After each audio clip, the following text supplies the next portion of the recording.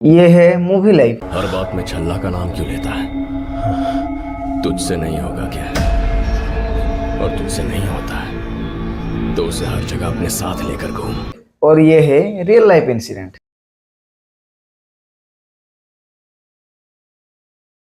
Recently Karnataka में एक BJP leader का बेटा जो किया उससे पूरा देश शर्मिंदा है और यहाँ तक कि बीजेपी पार्टी भी शर्मिंदा है, लेकिन बेचारा उसका बाप अभी तक भी शर्मिंदगी नहीं है। सब कुछ जानने के बाद भी उसका बाप अभी तक भी उसका बेटा को डिफेंड ही कर रहा है। रिसेंटली कर्नाटक में विजयपुरा डिस्ट्रिक्ट में एक वहाँ का लोकल बीजेपी लीडर जिसका नाम है बिजू गौड़ा पाटिल, उसका बेटा समर्थ गौड़ा पाटिल वहाँ के टोल गेट में एक टोल बूम ऑपरेटर को बुरी तरह से असॉल्ट कर देते हैं, क्योंकि वो टोल बूम ऑपरेटर बस ये कहता है कि वो बिजू गौड़ा पाटिल को नहीं जानते। ये मामला कुछ ऐसा है, वहाँ का local BJP leader Biju Gowda Patil का बेटा समर्थ गौड़ा पाटिल एक हाई एंड लग्जरियस एसयूवी गाड़ी में बैठ के आते हैं। टोल गेट में जैसे ही वो पहुंचते हैं तो वो टोल बूथ ऑपरेटर उसको टोल टैक्स मांगता है, क्योंकि ऑलरेडी उसके गाड़ी में पहले से फास्टैग अवेलेबल नहीं था, तो उनको कैश देके ही टोल से गुजरना था। लेकिन समर्थ गौड़ा पाटिल वो ठहरे एक लोकल बीजेपी लीडर का बेटा, वो थोड़ी ना टोल देना चाहते थे। वो अपना बाबूगिरी दिखाने के लिए वो साफ साफ बोल दिए कि मेरा बाप कौन है तुमको मालूम? इतने में वो टोल बूम ऑपरेटर रिप्लाई देता है, मुझे नहीं मालूम कौन है बिजू गौड़ा पाटिल, मैं बिजू गौड़ा पाटिल को नहीं जानता। बस और क्या, इसके बाद जो होना था वही हुआ।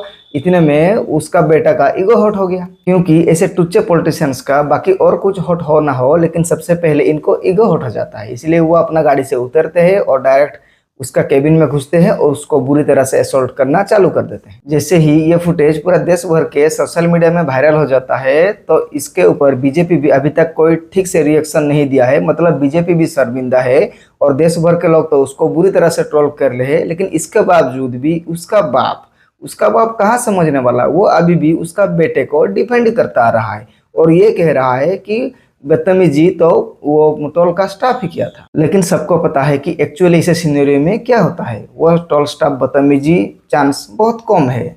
अगर बदतमीजी भी करता है तो इसका मतलब थोड़ी ना है तुम गाड़ी से उतर के आके तुम उसका केबिन में घुस के उसको असॉल्ट करोगे। लेकिन इतना नॉलेज थोड़ी ही उसके बाप के पास है या फिर उसका बेटे के पास है, क्योंकि ये करतूत जानने के बाद भी उसका बाप अगर जानबूझकर भी बेटे को डांट देता तो थोड़ा पॉलिटिकल बेनिफिट उसका बाप को ही मिलता। लेकिन बाप का तो अलग ही रवैया है, बाप 1 नंबर तो बेटा 10 नंबर। और शायद ऐसे करतूत को वजह से ही बिजू गौड़ा पाटिल जो 2008 से कॉन्सिस्टेंटली इलेक्शन लड़ते आ रहे हैं 2008 से, और अभी तक उनको उनके हाथ में सिर्फ ठेंगा ही आया है, लोटा भी नहीं आया है। 2008 से वो कंटिन्यू ही हार ही सामना कर रहे हैं। इसके बारे में हमारे देश के मीडिया वाले जब बिजू गौड़ा पाटिल से सवाल किए कि आपका बेटा इतना हाई एंड एसयूवी गाड़ी में घूम सकता है, लेकिन क्या उसके पास 50 रुपए नहीं है वो टोल देने के लिए, तो ऐसे सवाल सुन के वो भड़क गए कि वो बोले कि आप मुझसे ऐसे सवाल कैसे कर सकते हैं, मेरा बेटा एकदम साफ है, उसका कोई गलती नहीं है, वो टोल स्टाफ का ही सारा गलती है। जो बंदा 2008 से ही कंटिन्यूसली हार रहा है वो ऐसे स्टेटमेंट ऐसे इंसिडेंट में अपना बेटे को डिफेंड करने के बाद आपको क्या लगता है वो नेक्स्ट इलेक्शन में जीत पाएगा?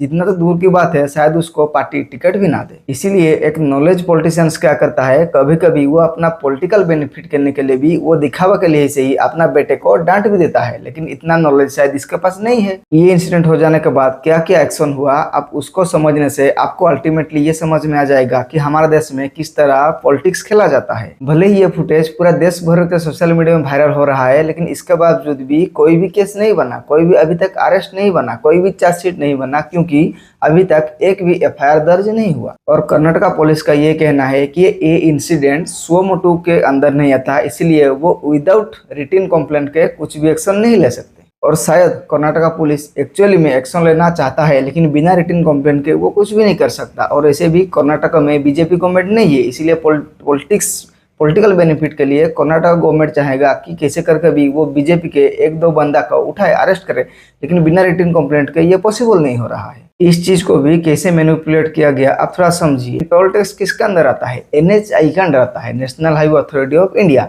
तो जो असॉल्ट हुए, जिनके साथ ये असॉल्ट किया गया, उनका कहना है कि वो पर्सनल कंप्लेंट नहीं देंगे, क्योंकि ये ऐसे चीज टोल टैक्स कर्मी के साथ बराबर हो रहा है। इसीलिए वो ये बातें सिर्फ वो छोड़ते हैं एनएचआई के ऊपर, national highway authority of India के ऊपर ये इंसिडेंट छोड़ते हैं। एनएचआई केस करेगा या ना करेगा वो एनएचआई डिसाइड करेगा। अभी थोड़ा आप दिमाग लगाइए, एनएचआई किसका अंडर है? National highway authority of India आता है, नितिन गडकरी का अंडर है। नितिन गडकरी तो बीजेपी का बाप है, और वहां जो असोल्ट किया वो लोकल पॉलिटिशियन वो बीजेपी है, तो बीजेपी थोड़ा ना बीजेपी को एक्शन लगा, इसलिए ये चीज को मैनेज करके सेटल कर देंगे ऐसे लोग, और कुछ नहीं होगा। इंडिया में पॉलिटिक्स इतना आसान नहीं है, ये घूम फिर के खेलते हैं, इसीलिए तो आप देखिए कैसे इस मैटर को घुमा दिया। ये केस अगर लोकल एडमिनिस्ट्रेटिव के पास जाता तो बीजेपी गवर्नमेंट वहां पे नहीं है, तो जरूर वो बीजेपी की पॉलिटिशियंस या उसके बेटे के ऊपर कुछ तो एक्शन लेता, लेकिन बात पहुंच गया अभी एनएचआई के पास। एनएचआई भी जैसे भी डोमिनेट करके उस एम्प्लॉय को जरूर बोलेगा तुमको अगर नौकरी चाहिए तो तुमको बाहर कंप्लेन नहीं करना है, ये चीज एनएचआई देखेगा, या फिर उसको बड़ी रकम दे दिए होंगे। वो बेचारा टोल बूम जो ऑपरेटर होता है वो कितना सैलरी में काम करता है, इसलिए अगर उसको थोड़ा अच्छा पैसा मिल जाएगा तो उसका क्या भी जाता है। ऐसे भी देश को सुधारने का ठेका थोड़ी ना वो गरीब लेके लिया बैठा है, ऐसे भी अगर वो उंगली करेगा तो फ्यूचर में परेशानी उसके ऊपर ही आएगा। इसीलिए अगर वो 2-4 पैसे लेके वो चुप बैठा तो मेरे हिसाब से उसको अगर जज करने बैठेंगे तो वो सही है, क्योंकि कोई भी अभी तुमको उस्काएंगे लेकिन इसके बावजूद कुछ दिन गुजरने के बाद तुम्हारा पीछे कोई नहीं खड़े होंगे, इसीलिए ये मैटर शायद यहीं दब जाएगा और आगे कुछ होने वाला नहीं है। चलो ये था डिटेल्स इंसिडेंट, क्या क्या हो सकता है, क्या क्या हुआ मैं आपको बता दिया। अभी थोड़ा डिस्क्राइब करते हैं, सोचते हैं कि वो जो एसयूवी गाड़ी में आया था वो लोकल पॉलिटिशियंस का बेटा, कि आखिर ऐसे पॉलिटिशियंस का क्या थिंकिंग रहता है। ऐसे लोगों के पास ना ही दिमाग होता है ना ही ढंग का कुछ मैनर होता है। अकाउंट में भले 50 लाख रुपए रहता हो लेकिन दिमाग में 5 पैसे का ज्ञान नहीं। ऐसे लोगों को एक्चुअली में मालूम नहीं रहता कि किस जगह अपना रुतबा दिखाना है और किस जगह चुपचाप रहना है। इनको तो हर जगह अपना उंगली करने में ही आदत रहता है। ऐसे पॉलिटिशियंस को ये भी मालूम नहीं ऐसे इंसिडेंट होने के बाद उसका बाप का पॉलिटिकल करियर के ऊपर क्या इफेक्ट पड़ेगा। इतना मालूम होता तो थोड़ी ही वो 50 रुपए के लिए अपना गाड़ी से भी नहीं उतरता। अरे भाई, तुम अगर एक बीजेपी का लीडर का बेटा हो, 50 रुपए बड़ा है या फिर तुम गाड़ी से उतर के आके टोल टैक्स में झगड़ा करा, ये बड़ा है।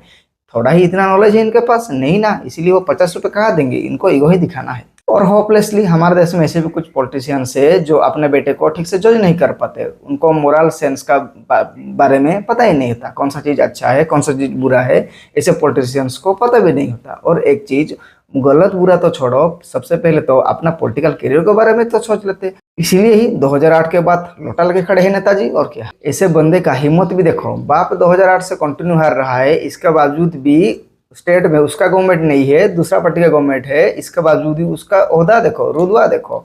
अभी आप सोचिए अगर उसका बाप देश का सीएम हो जाएगा तो उसका क्या होगा, वो क्या क्या नहीं कर सकता है, वो साला सब कुछ कर देगा। अभी आप सोचिए अगर तुक्का से भी उसका बाप स्टेट का चीफ मिनिस्टर बन जाएगा तो उसके बाद वो लड़का क्या ही करेगा, वो ऐसे कुछ चीज करेगा जो कि कोई भी सोचा भी नहीं होगा। बाकी आपका ऐसे इंसिडेंट के ऊपर क्या पर्सनल ओपिनियन है कमेंट बॉक्स में जरूर बताइए और मुझे सपोर्ट करते रहिए। Thank you.